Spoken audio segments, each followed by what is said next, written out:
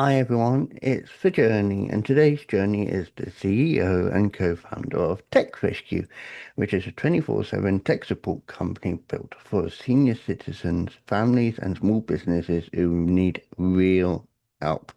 Fast, kind, and jargon-free, because as you know, when you talk jargon to someone who does not know what jargon is, it's a big minefield.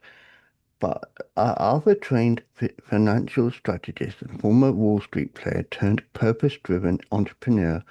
Our guest's journey spans iFinance, startups, and personal reinvention. So from rebuilding after loss to scaling a human-first tech company, our guest brings raw insight, battle-tested leadership, and unfiltered truth to every conversation. He's also very passionate about turning breakdowns into breakthroughs and making technology feel safe, simple, and empowering again.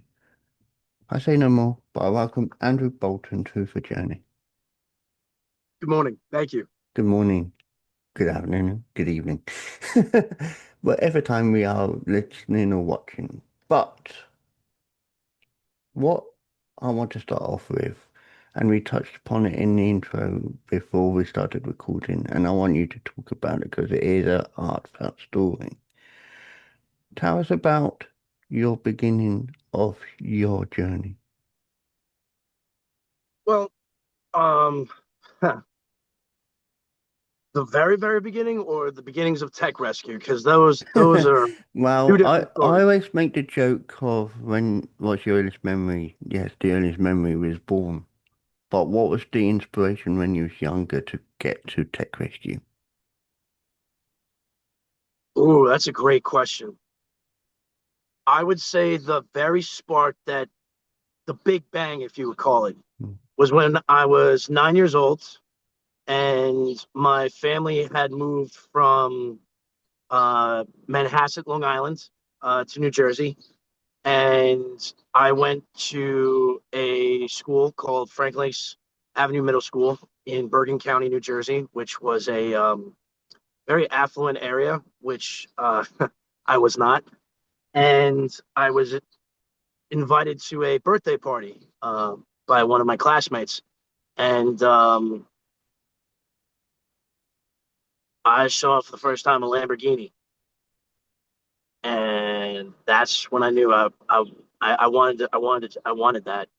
And 30 something years later, uh, it's been an up and down journey.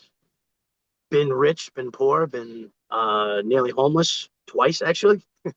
and here we are again. And this time around, I've come to learn that anything more than what you need is just showing off. So we do, so we've made it into our policy that in our profit sharing of the corporation, we donate to charity. Mom was a very, very avid fan of women's rights as well as educational causes. Mm. She's very, very adamant about the sanctity of education. So, she donates, to those charitable causes as well as the Boys and Girls Club of America. She was a Girl Scout, and you know, our organization believes in giving back. There's anything more than what you really need is just showing off. And sorry, I'm sitting outside Newark, New Jersey. Not too far from one of the Boys and Girls Clubs of New Jersey, part of the YMCA organization. Yeah. And for the people who might not know what YMCA is, if I remember rightly, it's Young Men's Christian Association. Yes, And there that and there used organization. and there used to be a YWCA. I don't know if it still is a YWCA, but Yes. Um, One of the other things that people should be aware of is, and not to talk about politics, is to just talk about, consequences.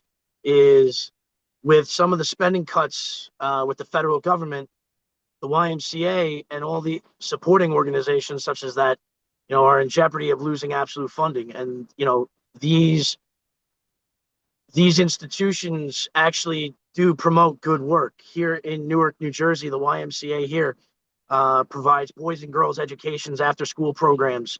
Um, they provide services to the elderly care. Yeah. A lot of our clients who utilize our services, because over 16% of the United States, of our population, do not have access to healthcare. And I'm not just talking about they don't have insurance. It's the fact that, God forbid, something were to happen, there's no way to get to them to an emergency situation. So 16% of them rely on Wi-Fi and Bluetooth and connectivity. And when they don't have anybody to turn to that can get to them to, let's say, have a telehealth conversation with a doctor, who do they call? Yeah. They call TechRescue. Because TechRescue, anywhere in the connection that you are in the world, anywhere in the world, whether you have Wi-Fi, data, Bluetooth, whatever you're connected to, if you're connected, we can get to you and we can help. And one of the things that we have done over the past 2.5 years of our conception of the company is we've taken a load of stress off of multiple different families. We do sample pull calls every day. We listen to sample calls and we hear the stress, we hear the anxiety.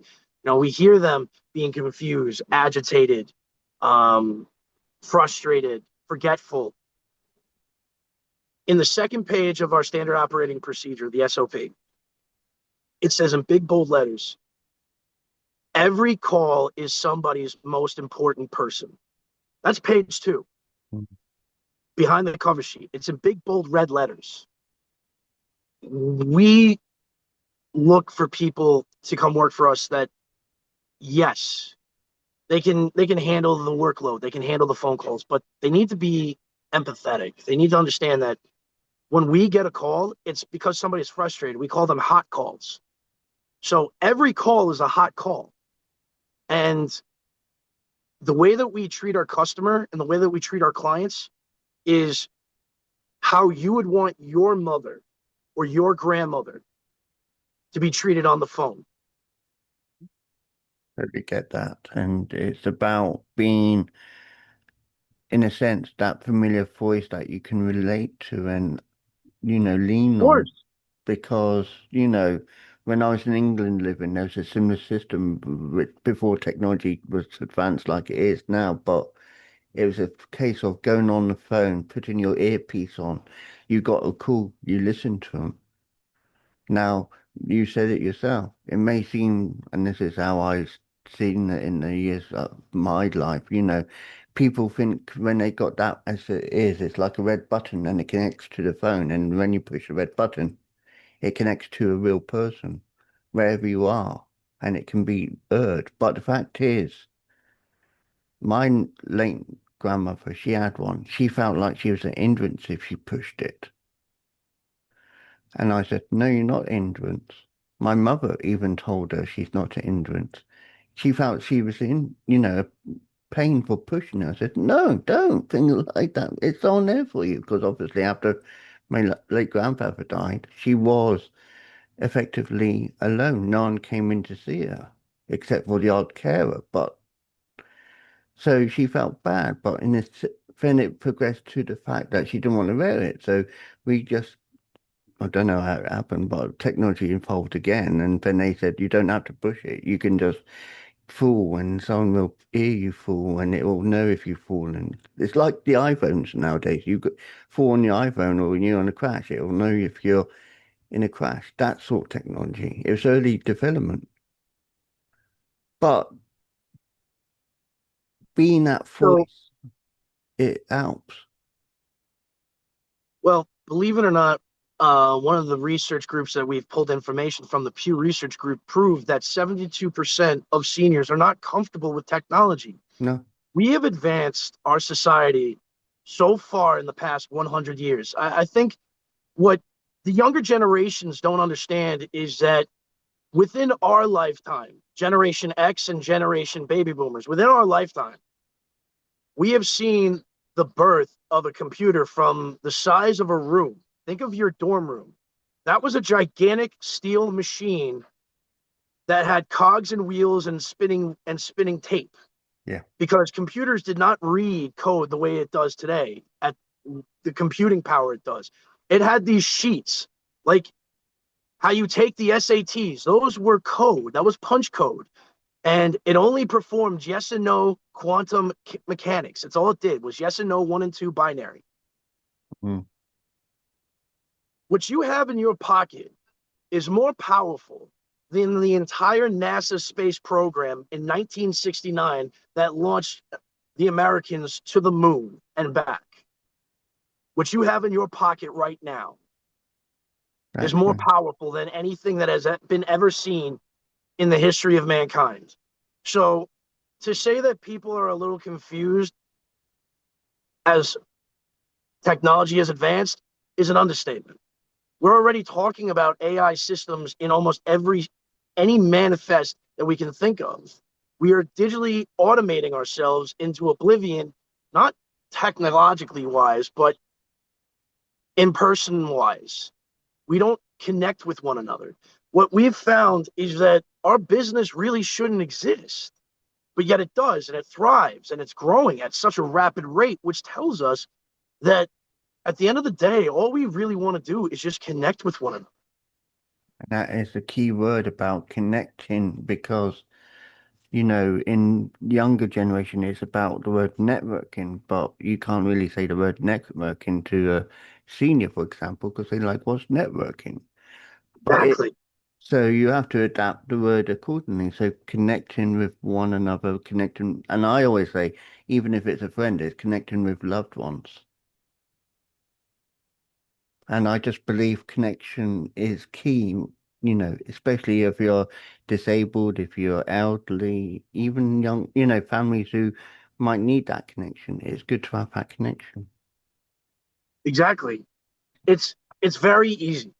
All you have to do is just dial 855-250-8586, 24 hours a day, 7 days a week. We're open on Christmas, the Super Bowl, and even on the World Cup. And we can do that in America because we don't really watch the World Cup. So nobody's missing work.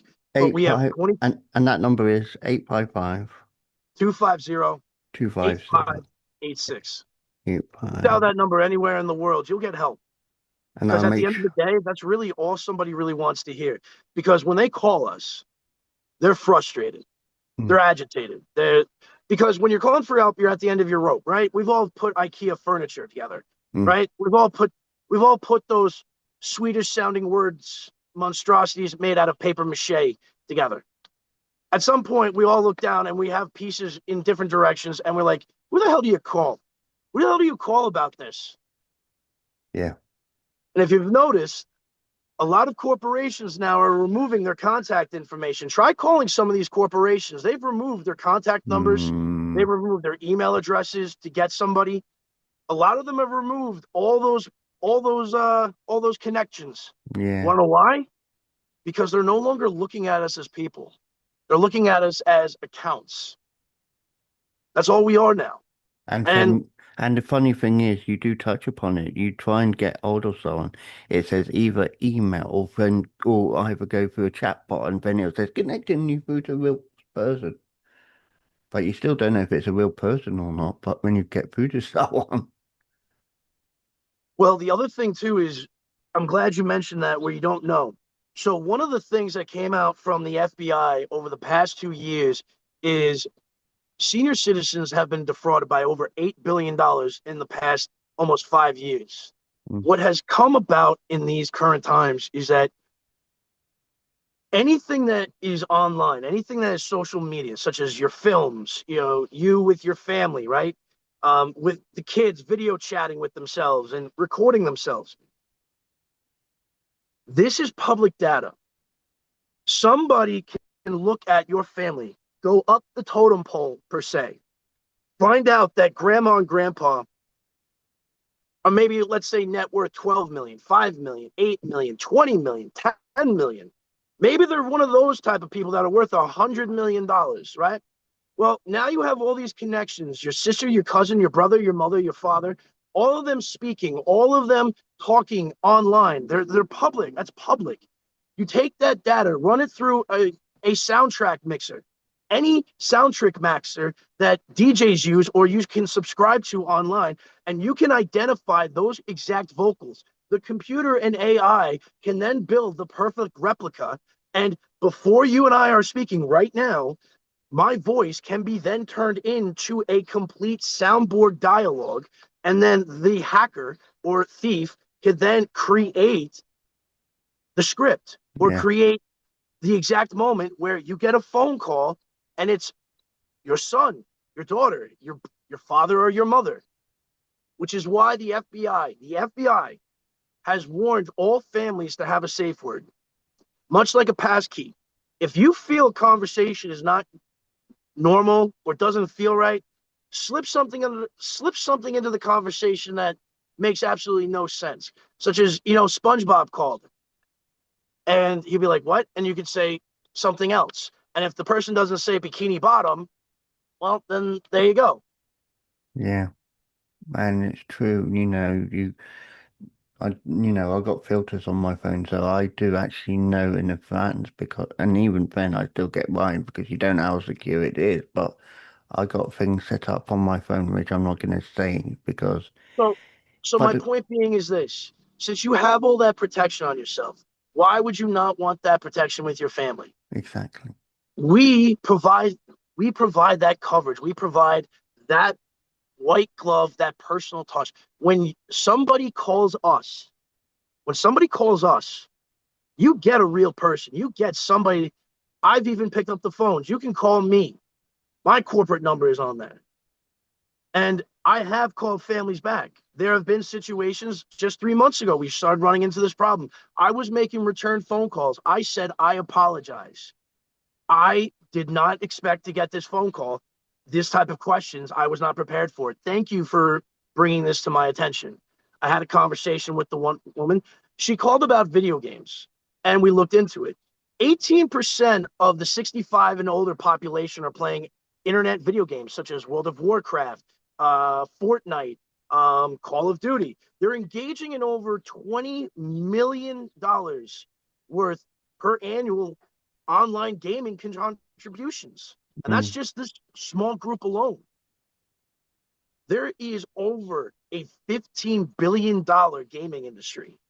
And what we're seeing just alone in our calls, we're receiving 12% volume in video game questions.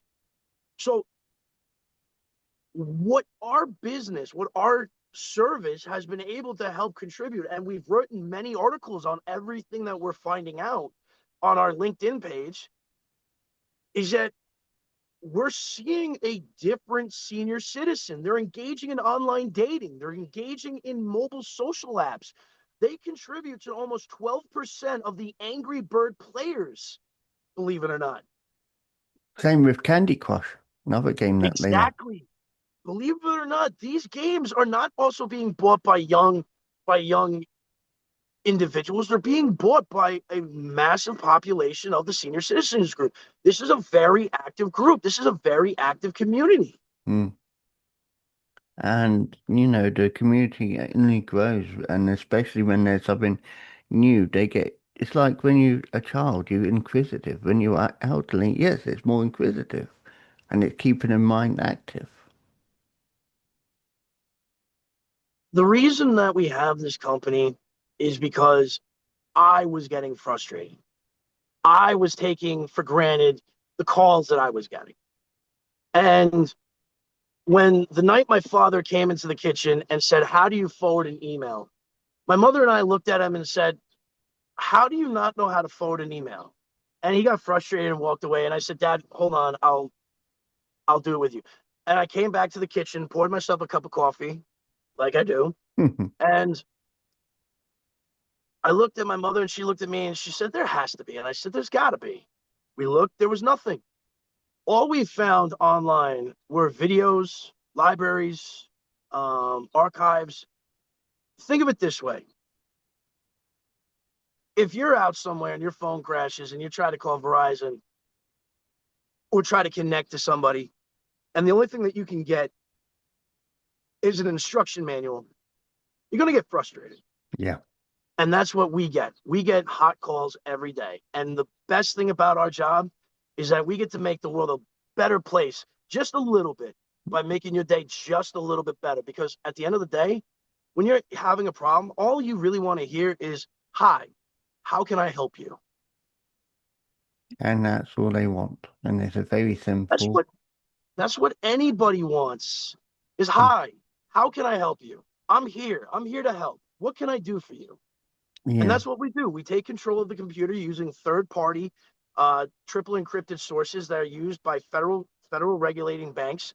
And we gain access to the computer. We go through what it is that you need to have done, and we take care of it right then and there. And we have methods of making sure that we, one, use triple encrypted sources that after the connection is broken, we cannot gain access to that computer ever again.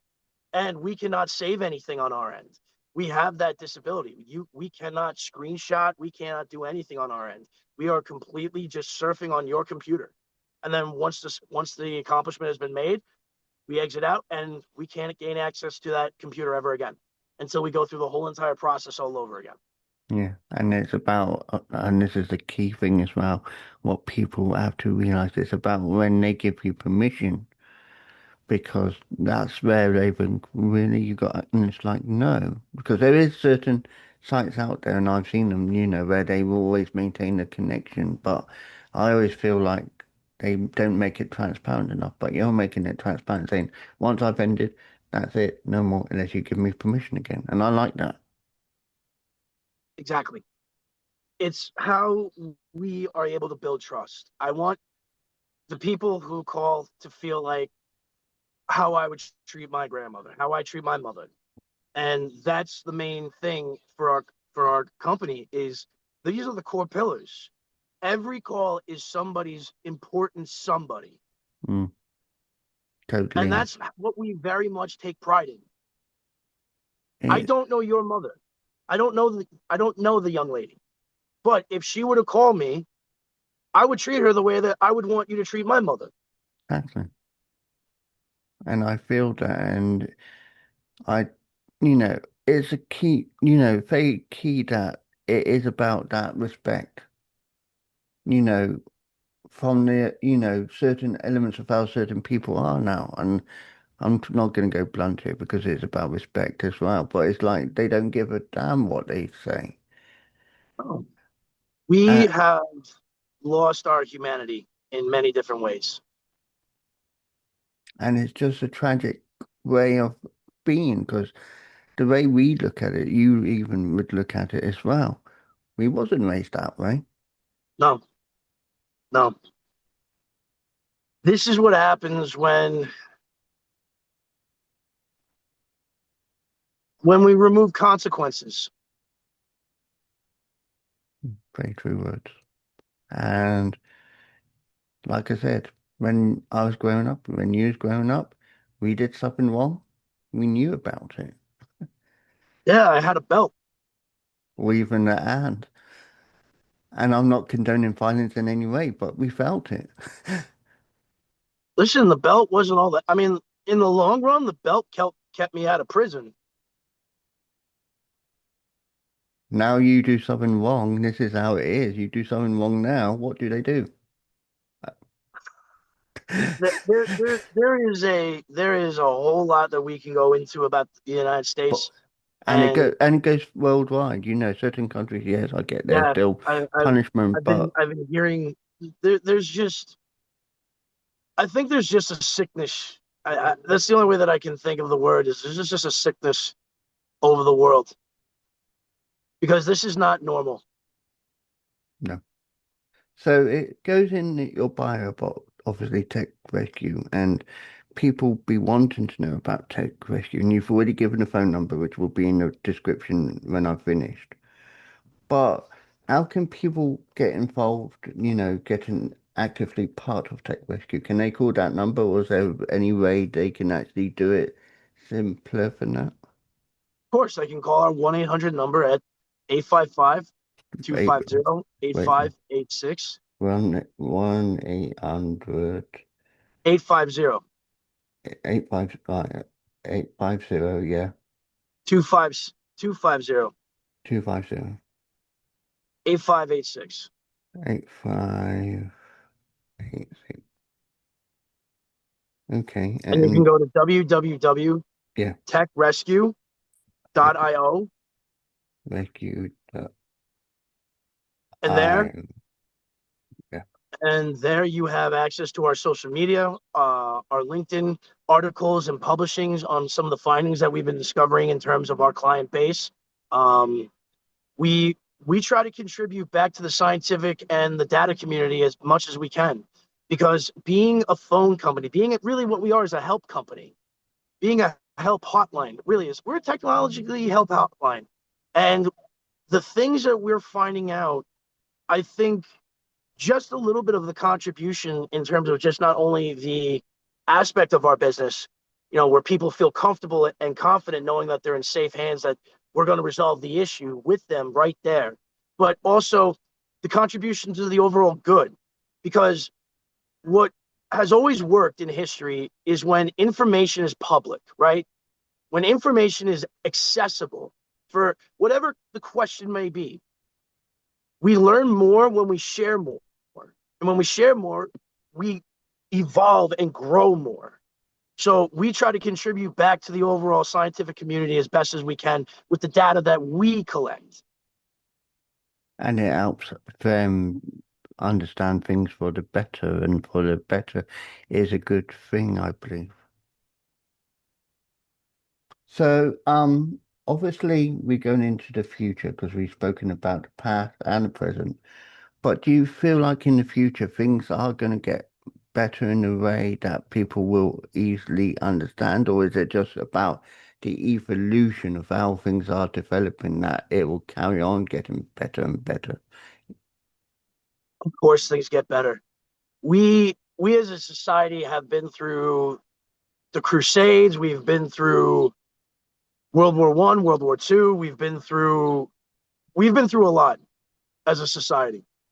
And as my mother would always say, the pendulum swings the other way as well.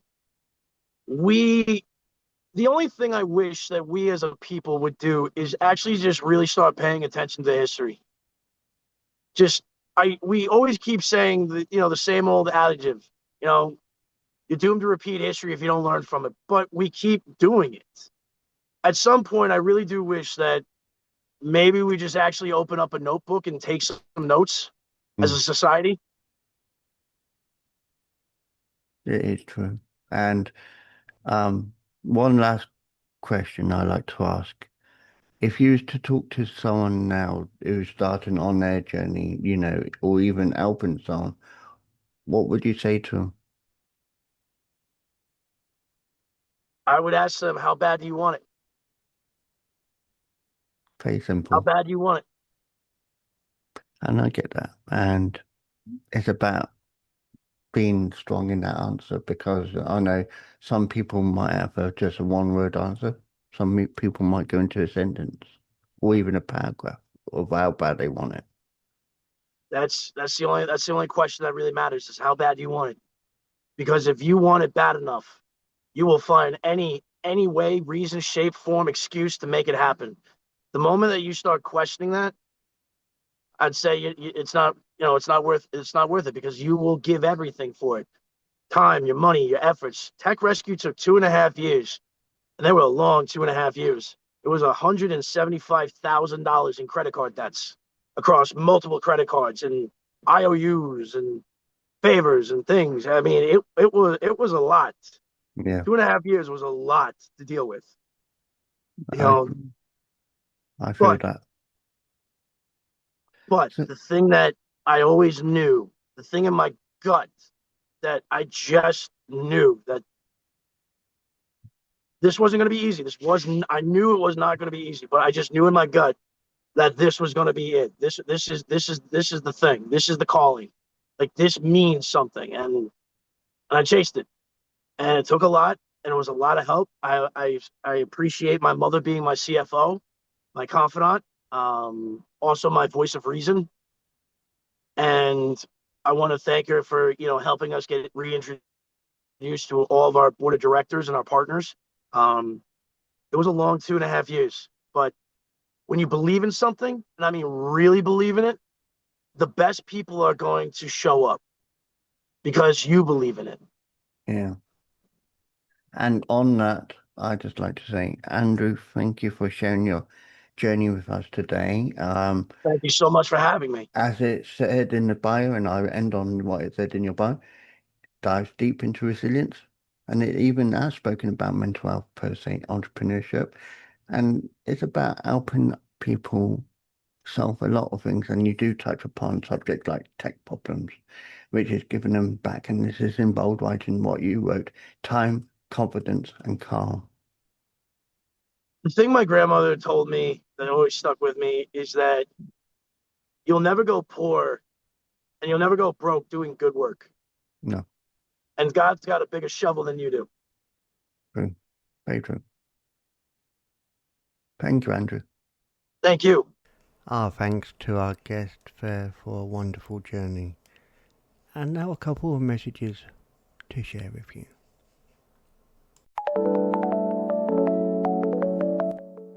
Hello, I am Amy Harrison. I'm the author of the book Feline Warrior Part 1 and Part 2, a fictional story that is written in a poetic format that is based on real-life events that could happen to anyone and intended only for relatable purposes. This story claws into Catgirl's past abuse. Catgirl is human and part feline, but truly a warrior who can handle anything because she is strong and fierce. She has been taken advantage of for far too long. Join her on her journey as she reaches freedom. Here are some poems from Feline Warrior. Tears flow. I no longer know what to do. I am no longer who I once was, and it is because I made a choice to use my voice, and that is okay, because what I had to say was true, unlike me and you. Now I see. I am free. I am me. I am Catgirl. Ultimately, be you. Always stay true. Do what you want to do, because every day is made new. If you want to read more, visit the link in the description. Meow at you later. Music by Erica R. from Pixar Bay. By Tim Parsons. The narrator is Kate Barton. Director and producer, Darren Street. Tim Parsons would like to thank family and friends for their support with the paramedic Chris venture. The series is dedicated to the memory of his father, Reverend David Parsons. Copyright Tim Parsons 2020, all rights reserved. Unauthorized use, copying or sharing of this audiobook is strictly prohibited. This has been a Voice Reel studio production for Tim Parsons. Oh, good afternoon, everyone. I've just been listening to the Paramedic Chris children's books on audio again, and I just love it because they've given a tribute in one of them to my dad as well, who passed away a few years ago. I love audio books, and it's great to walk around, and it's great to sit at the computer, if you're out jogging or wherever, to listen to them as well. All 4 of the Paramedic Chris children's books are available on audio book from Amazon. Go and take a listen to them. You won't be disappointed. You'll hear what happens when a community pulls together and supports one another. The best thing is to pop over to my website, paramedicchriskidsbooks.org, and you'll see the links on the shop page. Keep safe, everyone, and thank you for being you.